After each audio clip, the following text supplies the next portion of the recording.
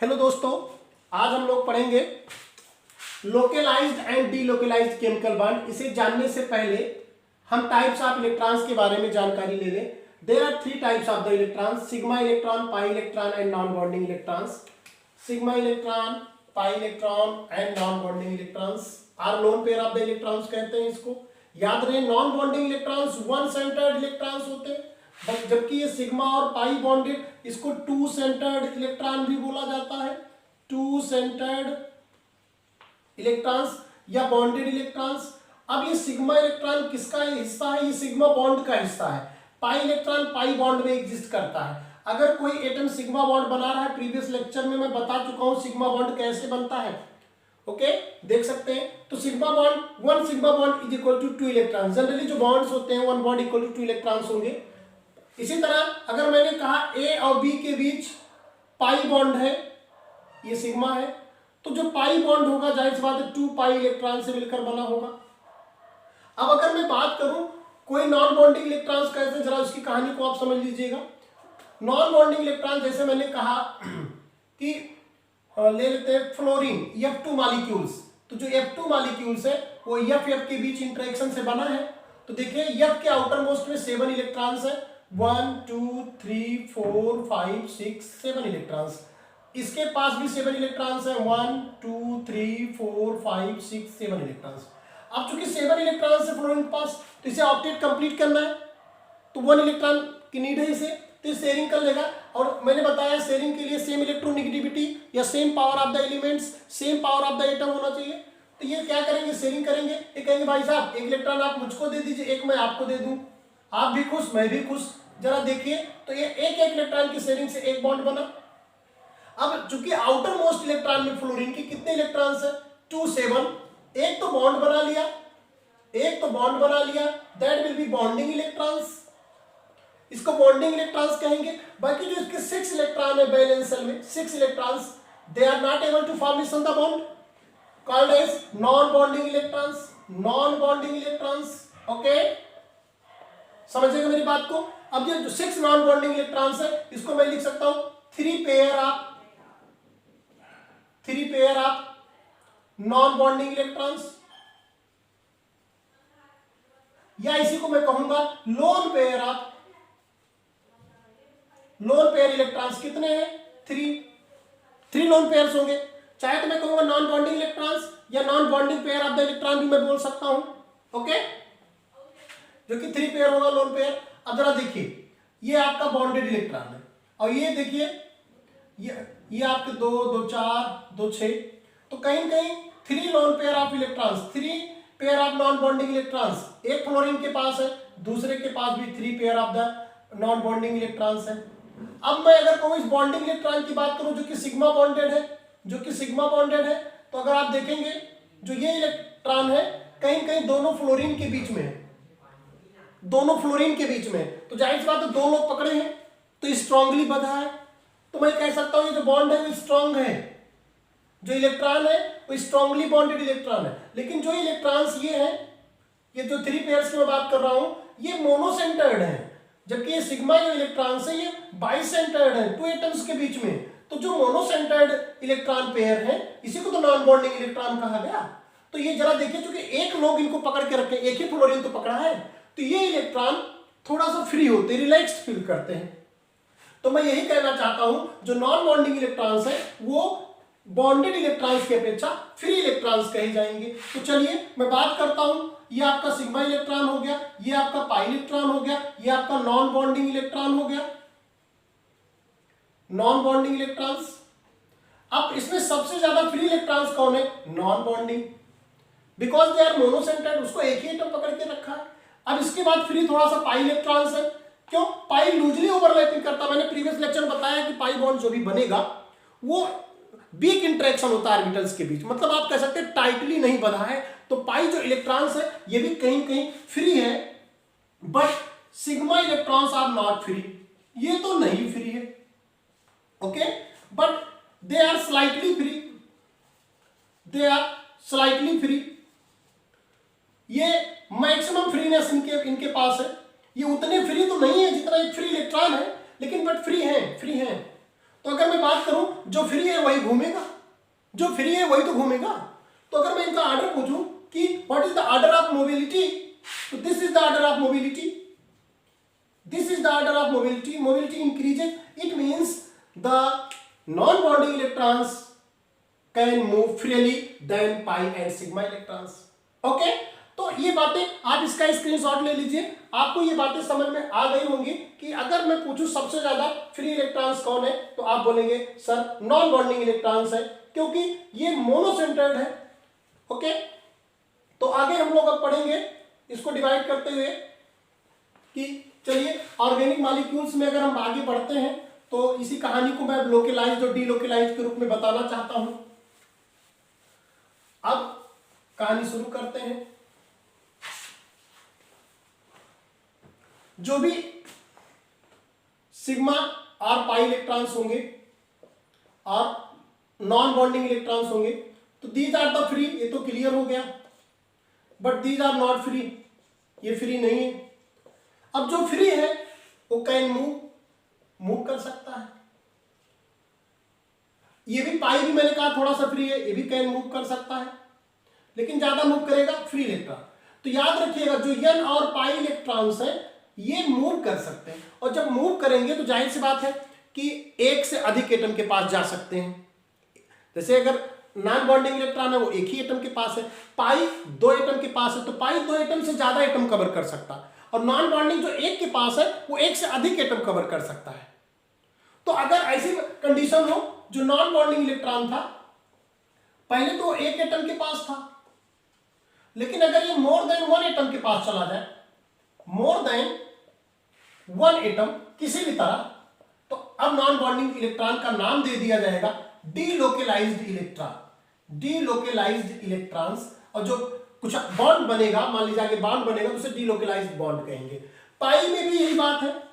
पाई क्या है, दो एटम के बीच है पाई, लेकिन अगर दो से अधिक एटम के पास से मूव कर जाए तो पाई बॉन्ड का भी नाम हो जाएगा delocalised pi bond, delocalised pi bond. Okay, but sigma तो भैया पक्का है, ये दो एटम से ज्यादा कवर नहीं कर सकते, ये दो एटम के बीच में ही रहेंगे, इसीलिए सिग्मा बॉन्डेड और sigma electrons are always localised type. तो आप कहानी को समझ गए होंगे।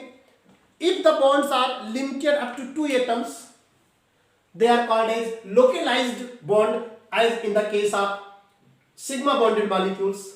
But if they covers more than 2 atoms, they are called as delocalized bond, or in pi bonded molecules.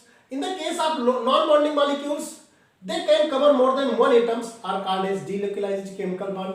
तो इसकी कहानी को मैं लैंग्वेज के रूप में देना चाहता हूं। देखिए मैं आपको एकदम बेसिक से बेसिक बता रहा हूं, इसको क्लियर होने के बाद आप बहुत बड़ा काम कर सकते हैं। अगर बेसिक क्लियर है तो लोकलाइज्ड बॉन्ड क्या हुआ, localised bond means sigma bond की बात की जा रही है। Okay, they are limited up to 2 atoms only, 2 atoms only are called as localized bond. For example की मैं बात करूं तो चाहे इनऑर्गेनिक मॉलिक्यूल हो, इनऑर्गेनिक भी हो सकता है, ऑर्गेनिक भी हो सकता है। जनरली मैं हम लोग ऑर्गेनिक में है, लेकिन मैं जान सकता हूं, जैसे मैंने कहा H2 सिग्मा बॉन्ड है, ओके, Cl2 सिग्मा बॉन्ड, ये सब लोकलाइज्ड बॉन्ड है। ओके, अगर मैं बात करूं इसी तरह HBr सिग्मा बॉन्ड, जहां भी सिग्मा बॉन्ड दिखे उसे टिक मार दो लोकलाइज्ड में। अब तो इनऑर्गेनिक मॉलिक्यूल्स थे, अगर मैं ऑर्गेनिक मॉलिक्यूल्स की बात करूं तो हाइड्रोजन में 4 सिग्मा बॉन्ड है, मीथेन में सॉरी, ये चारों सिग्मा बॉन्ड लोकलाइज्ड है।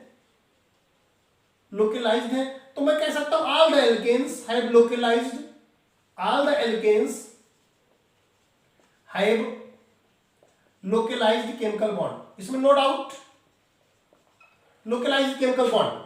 ठीक, तो सिग्मा में कोई डाउट नहीं करना है आपको, लेकिन बस एक बात और समझिएगा कि कुछ जगहों पर जो सिग्मा इलेक्ट्रॉन है वो डीलोकलाइज्ड हुआ है, उसकी कहानी को मैं बता दे रहा हूं कहां कहां हुआ है। ये जहां पर हाइपर कॉन्जुगेशन देखने को मिलेगा, आगे आप पढ़ेंगे हाइपर कॉन्जुगेशन इफेक्ट, कहां देखने को मिलेगा हाइपर कॉन्जुगेशन मैं बता दूं। अगर कहीं डबल बॉन्ड से कोई मेथिल ग्रुप लगा हो तो डबल बॉन्डेड ग्रुप को बोलते हैं फंक्शनल ग्रुप, इसे बोलते हैं अल्फा कार्बन। कहीं अगर सी पॉजिटिव पे अल्फा ग्रुप लगा हो, सी पॉजिटिव मतलब फंक्शनल साइट, ये अल्फा कार्बन। ओके, कहीं सी फ्री रेडिकल पर अगर मेथिल ग्रुप लगा हो, वन मेथिल ग्रुप और more than one methyl group, alpha carbon कहा जाएगा, और उससे जुड़ा हुआ हाइड्रोजन अल्फा। अब मैं इसके एग्जांपल को समझा रहा हूं आपको, कैसे ये इसका जो हाइड्रोजन का सिग्मा बॉन्ड है कैसे डीलोकेलाइज्ड हो गया। देखिएगा, ये हमारे पास डबल बॉन्ड है। ओके ओके, चलिए ये सिग्मा बॉन्ड है। देखा क्या गया, हाइपर कॉन्जुगेट ये इफेक्ट होता है, इसे सिग्मा पाई, ये सिग्मा है पाई है, इसे सिग्मा पाई कॉन्जुगेशन भी कहा गया है। कॉन्जुगेशन मतलब अल्टरनेट क्रम, सिग्मा पाई मतलब सिग्मा और पाई के बीच में अगर एक सिग्मा है तो उसे सिग्मा पाई कॉन्जुगेशन कहते हैं। इसमें देखा क्या गया, ये जो सिग्मा बॉन्ड है ये पाई बॉन्ड की तरफ मूव करता है कुछ इस तरह से, और इसका एक स्ट्रक्चर मिलता है जिसे हाइपर कॉन्जुगेटिव स्ट्रक्चर्स कहते हैं। आगे मैं आपको पढ़ाऊंगा। CH2 double bond C single bond CH2 minus, यहां मैं CH2 कर सकता हूं, कोई दिक्कत नहीं है।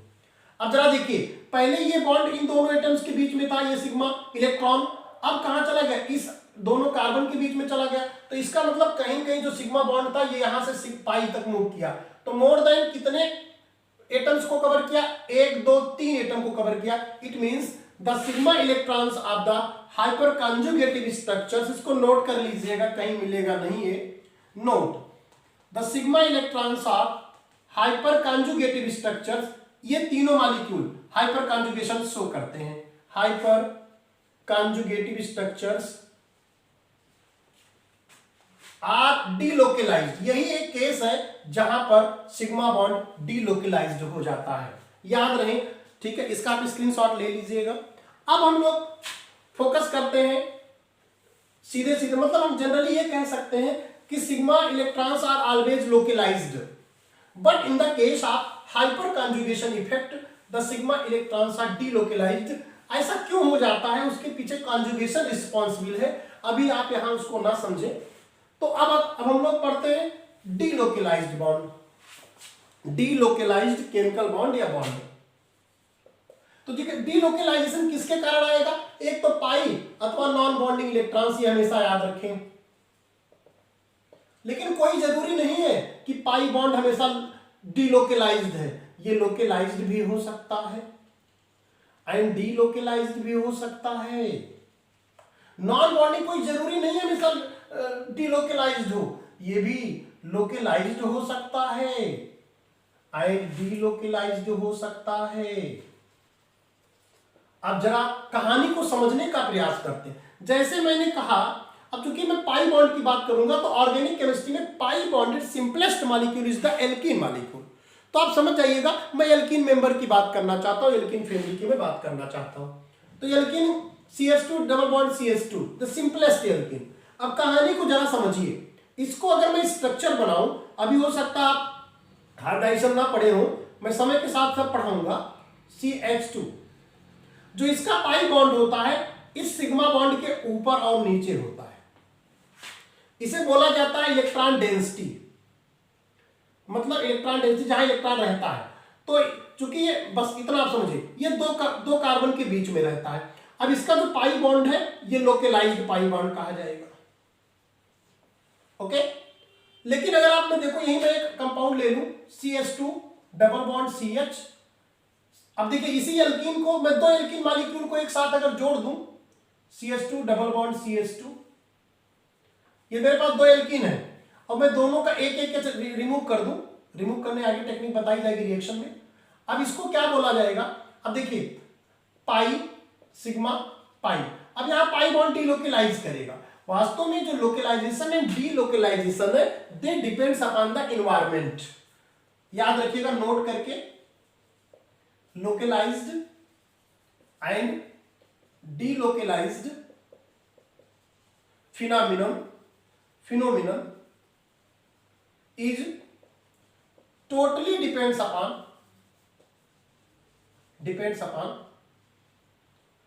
neighborhood environment, NEIGHBOUR, neighbourhood environment, पड़ोसी के इन्वायरमेंट पे डिपेंड करता है। पड़ोसी आपका कैसा है, क्या वो घूमने के लिए आपको प्लेटफॉर्म देता है, डीलोकलाइजेशन के लिए मैदान देता है कि आओ सर घूमिए।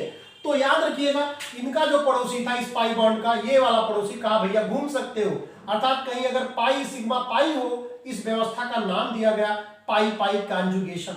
कहीं ऐसी व्यवस्था देखने को मिले तो कहिए सर ये तो पाई पाई कॉन्जुगेशन है, और जब भी ये कॉन्जुगेशन होगा तो श्योर है पाई बॉन्ड डीलोकलाइज्ड कहा जाएगा।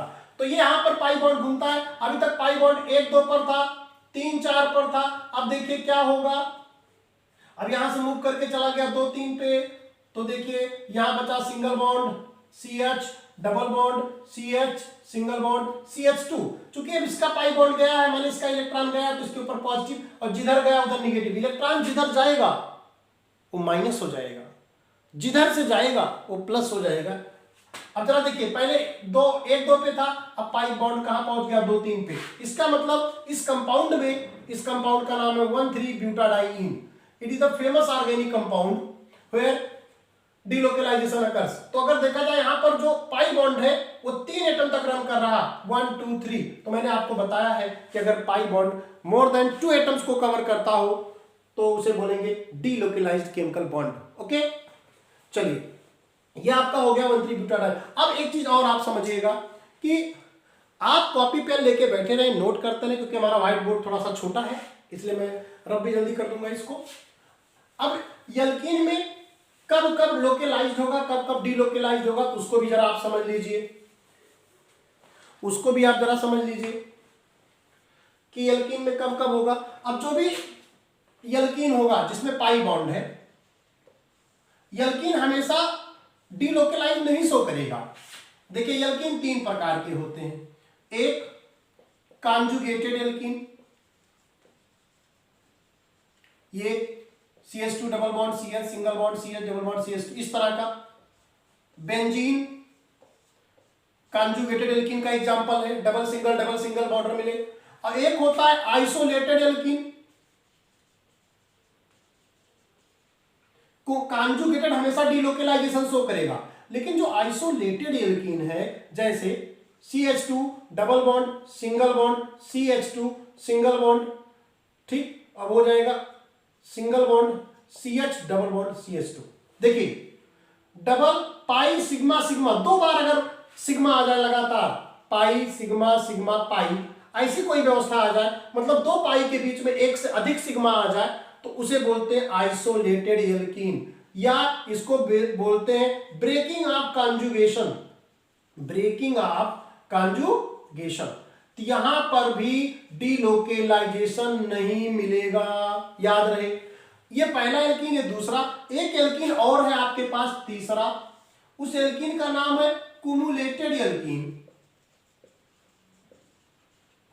कुमुलेटेड एल्कीन जिसमें पाई बॉन्ड एक ही कार्बन से 2 पाई बॉन्ड जुड़े हैं, कुछ इस तरह से पाई सिग्मा, यहां भी कार्बन रहेगा। तो याद रखिएगा इसमें भी क्या होता है, डीलोकलाइजेशन नहीं होता है, डीलोकलाइजेशन इज नॉट पॉसिबल। तो कोई जरूरी नहीं, सब केवल एक ही कंडीशन है एल्कीन के डीलोकलाइजेशन के लिए, वो भी कॉन्जुगेटेड एल्कीन, वो भी कॉन्जुगेटेड एल्कीन। बाकी जितने भी एल्कीन्स हैं वो सब याद रखिएगा लोकलाइज्ड प्रकार के पाई बॉन्ड को रखते हैं, अर्थात सभी एल्कीन्स डीलोकलाइजेशन नहीं शो करते, केवल जो है कॉन्जुगेटेड एल्कीन शो करेगा। अब अगर मैं बात करूं एस्टिलीन, अगर आपके मन में प्रश्न आ रहा होगा, acetylene triple bond pi sigma pi, अब इसका पाई आपके मन में प्रश्न आ रहा होगा कि सर कैसा होगा, तो आप सोचकर बताइए कैसा होगा, लोकलाइज्ड होगा कि डीलोकलाइज्ड होगा।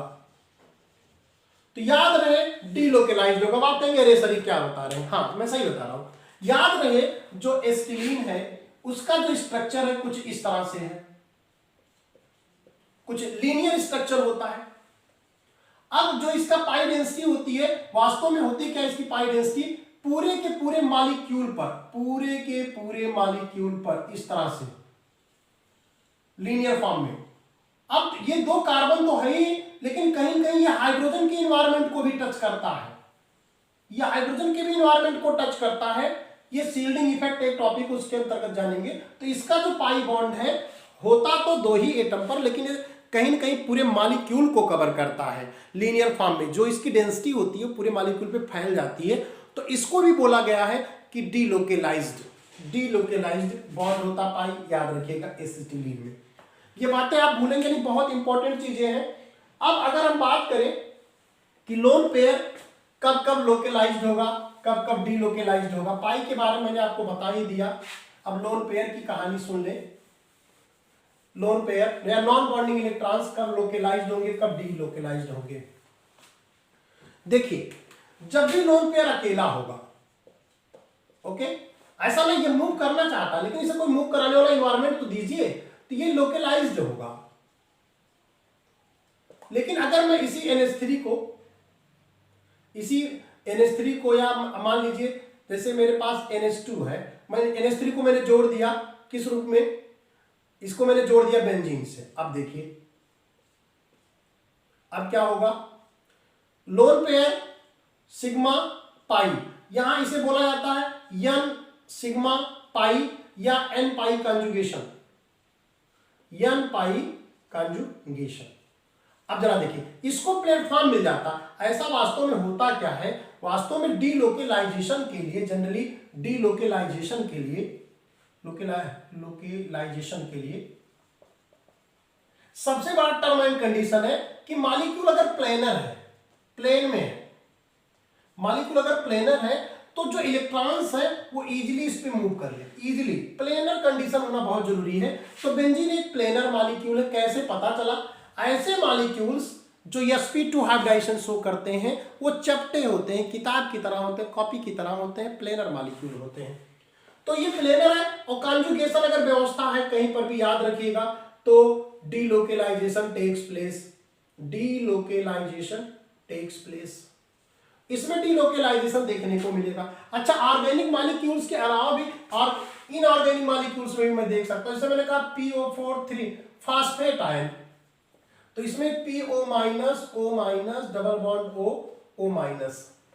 अब जरा देखिए, इसमें माइनस मींस क्या, loan pair of electron. Minus मतलब कि इस एटम ने किसी के इलेक्ट्रॉन को ले लिया है, तो इसके पास एक्सेस इलेक्ट्रॉन है, तो ये लोन पेयर के रूप में ही रहेगा। याद रखिएगा, एक्स्ट्रा इलेक्ट्रॉन लोन पेयर के रूप में ही रहेगा।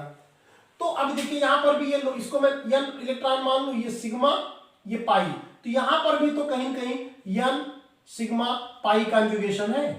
तो इसमें भी क्या देखने को मिलेगा, डीलोकेलाइजेशन देखने को मिलेगा। ये नॉन बॉन्डिंग इलेक्ट्रॉन इधर आएगा, ये पाई इलेक्ट्रॉन इधर चला जाएगा। इस स्ट्रक्चर को मैं कुछ इस तरह से दिखा सकता हूं। अभी अगला टॉपिक आप रेजोनेंस पढ़ने वाले हैं, इसी के बेस पर है ये O minus single bond O minus, single bond O minus. तो कोई जरूरी नहीं कि ऑर्गेनिक मॉलिक्यूल्स ही डीलोकेलाइजेशन शो करे, जो है वो इनऑर्गेनिक मॉलिक्यूल्स भी डीलोकेलाइजेशन शो कर सकते हैं। डीलोकेलाइजेशन के लिए बस आपको इतना पता होना चाहिए कि it is the condition dependent, it is the conditional है, इसको आप कंडीशनल कह सकते हैं। और देखिए, मैं एक आध दो एग्जांपल आपको और बता दे रहा हूं, ध्यान से समझेंगे। मेरे पास एक कंपाउंड मान लीजिए CH2 double bond CH single bond OH, this is the vinyl alcohol. अब देखें, इसके पास लोन पेयर ऑफ इलेक्ट्रॉन है, सिग्मा है, पाई, तो इसमें भी n पाई कंजुगेशन है, लोन पेयर इलेक्ट्रॉन इधर आएगा, पाई इधर जाएगा। अच्छा, एक बात और है, पहले मूव करना शुरू कौन करेगा, जो फ्री होगा, जो फ्री होगा। तो इसमें क्या है, जनरली जो लोन पेयर और फ्री है तो वो पाई की तरफ दौड़ता है। इसके पीछे और भी कई फैक्टर है, फील्ड इफेक्ट काम करता है, हाइब्रिडाइजेशन काम करता है, इलेक्ट्रोमेरिक इफेक्ट काम करता है, इंडक्टिव इफेक्ट काम करता है, कई ऐसी बातें समय के साथ मैं आपको बताऊंगा। तो देखा जाए तो ये क्या हो जाएगा, इसका एक नया स्ट्रक्चर मिलेगा। स्ट्रक्चर को दिखाने के लिए डबल हेडेड एरो का प्रयोग करेंगे, आगे बताएंगे। CH डबल बॉन्ड OH, इस पर पॉजिटिव आ जाएगा, तो कहीं कहीं ये भी डीलोकेलाइजेशन होगा। अगर मैं यही ले लूं CH2 double bond CH single bond CH2 OH, this is allyl alcohol, ये एलिल अल्कोहल है, ओके। अब चल देखिए, non bonding electron sigma sigma, यहां कंजुगेशन ब्रेक हो गया। अगर नॉन बॉन्डिंग और पाई के बीच में या पाई और पाई के बीच में मोर देन 1 सिग्मा बॉन्ड हो, मोर देन 1 सिग्मा इलेक्ट्रॉन हो, मोर देन 2 सिग्मा इलेक्ट्रॉन हो, तो उसे बोलते हैं breaking of conjugation, breaking of conjugation. और याद रखिएगा, ये कहीं कहीं ब्रेकिंग ऑफ कॉन्जुगेशन, अब डीलोकलाइजेशन को रोक देगा, अर्थात इसका जो पाई बॉन्ड है वो लोकलाइज्ड है, इसका जो लोन पेयर है वो लोकलाइज्ड है, क्योंकि घूम नहीं सकता, घूमने के लिए प्लेटफॉर्म इसको पड़ोसी नहीं दे रहा, it means they have the localised chemical bond. अगर मैं बेंजीन की बात करूं, बेंजीन तो बहुत गजब का मॉलिक्यूल है, ठीक है, प्लेनर मॉलिक्यूल है, इसमें देखिए पाई सिग्मा पाई सिग्मा पाई सिग्मा पाई, बहुत गजब का कॉन्जुगेशन है। तो इसमें क्या होता है, पाई पाई इंटरेक्ट करके पाई बॉन्ड यहां आ जाएगा, ये बॉन्ड यहां चला जाएगा, ये बॉन्ड यहां, तो इसको हम कुछ इस तरह डीलोकलाइजेशन को दिखा सकते हैं। पहले पाई बॉन्ड यहां था, अब यहां चला गया, पहले यहां था, अब यहां चला गया, यहां था, तो this is the best example of the delocalisation. हमें पूरा विश्वास है कि आपको बातें समझ में आ रही हैं। अगर बातें समझ में आ रही हैं तो कृपया चैनल को सब्सक्राइब करें और ज्यादा से ज्यादा शेयर करें। आपको इस चैनल पर आरके केमिस्ट्री क्लासेस पर ऐसे मैटर मिलेंगे जो शायद आप कुछ किताबों में ना पाएं, तो आप बस केवल पढ़ते रहिए, नोट्स बनाते रहिए, कॉपी पेन लेके बैठे रहिए, ठीक है, और ठंडी है, रजाई में आराम से बैठ के पढ़िए, कोई दिक्कत नहीं है, और नोट करते रहिए। Thank you so much.